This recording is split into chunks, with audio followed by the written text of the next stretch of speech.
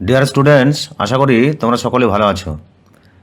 আগামীকাল অর্থাৎ সোমবার তোমাদের অঙ্ক পরীক্ষা।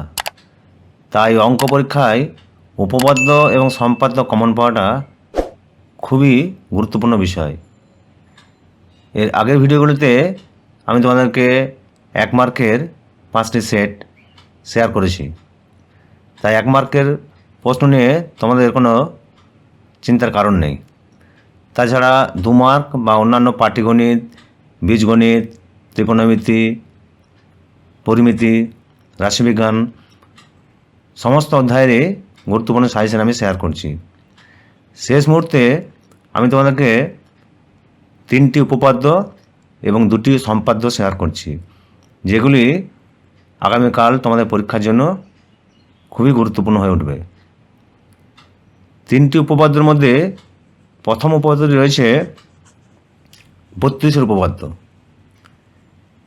ব্যাস নয় এরূপ কোনো জ্যায়ের উপর বৃত্তের কেন্দ্র থেকে লম্ব অঙ্কন করা হলে ওই লম্ব জ্যাটিকে সমদ্বিখণ্ডিত করে, প্রমাণ করো। উপপাদ্য নাম্বার 32।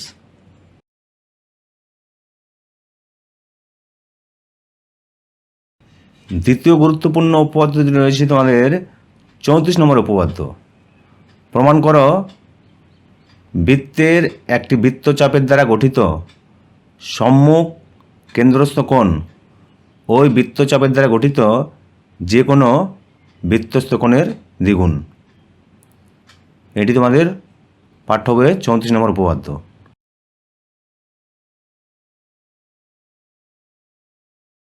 শেষ গুরুত্বপূর্ণ উপপাদ্যটি রয়েছে উপপাদ্য নম্বর 42। প্রমাণ করো যদি দুটি বৃত্ত পরস্পরকে স্পর্শ করে তাহলে এই স্পর্শবিন্দুটি কেন্দ্র দুটির সংযোজক সরলরেখাংশের উপর অবস্থিত হবে। এই 3টি উপপাদ্য তোমরা ঠিকমতো যদি করে যাও, দেখবে একটি উপপাদ্য তোমরা অবশ্যই কমন পেয়ে যাবে, এমনকি 2টি কমন পেয়ে যেতে পারো।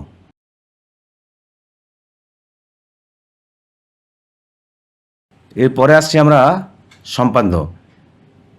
এখানে আমি মাত্র 2টি সম্পাদ্য দিয়েছি। তার মধ্যে খুবই গুরুত্বপূর্ণ সম্পাদ্য হলো ত্রিভুজের পরিবৃত্ত অঙ্কন। 5 সেমি অথবা 6 সেমি অথবা 7 সেমি বাহু বিশিষ্ট একটি সমবাহু ত্রিভুজ অঙ্কন করো, ওই ত্রিভুজটির একটি পরিবৃত্ত অঙ্কন করো।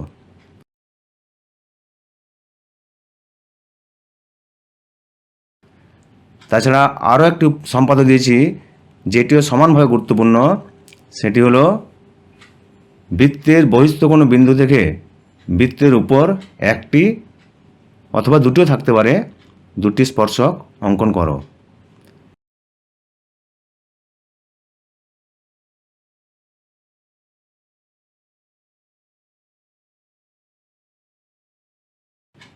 এই 3টি উপপাদ্য এবং 2টি সম্পাদ্য তোমরা যদি করে যাও তাহলে অঙ্ক পরীক্ষায় 10 মার্কস নিশ্চিত।